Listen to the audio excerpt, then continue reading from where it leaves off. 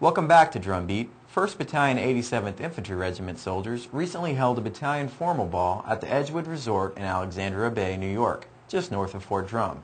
The event was a way for soldiers from private all the way to colonel to rub elbows and relax after a long, hard year in Iraq. It's that time of year again. The 1st of the 87th Infantry is holding its annual formal ball. The soldiers are taking advantage of this year's ball to relax after the year-long tour in Iraq. It's a good break from every routine, everything day. So it's really appreciated, and I think all the soldiers out here really enjoy doing the kind of things like this. It should happen more often.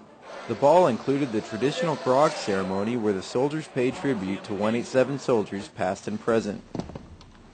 For many of the attendees, this was the first experience that they've had with a military event. This is my first military ball. I'm really impressed by all the tradition and the formality of it, and I'm having a good time. All in all, soldiers and civilians alike enjoyed their big night out.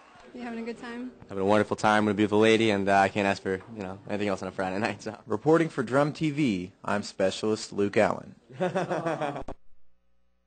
Halloween can be an exciting time of the year for children, but is also potentially dangerous. Fort Drum Safety Officer John Drazo gives us some tips on how to make this Halloween a safe experience for everyone.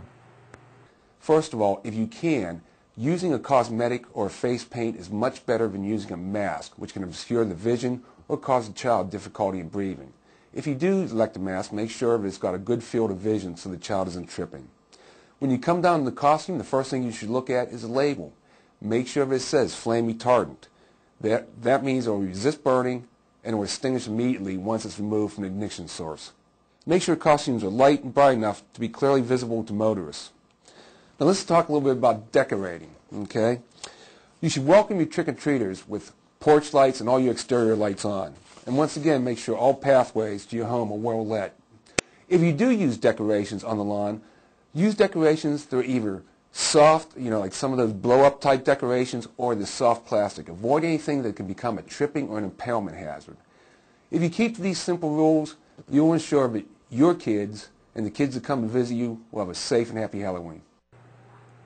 Fort Drum Safety Officer also suggests that children wear reflective materials or carry a flashlight. Also, avoid oversized shoes that could present a tripping hazard. The winter parking ban takes effect November 1st. Parking on all streets in the housing areas on posts is prohibited from November 1st until April 1st. Parking in those areas is prohibited so snowplowers can get through with no obstruction. We will be right back with overseas stories about 2nd Brigade and a search for weapons caches.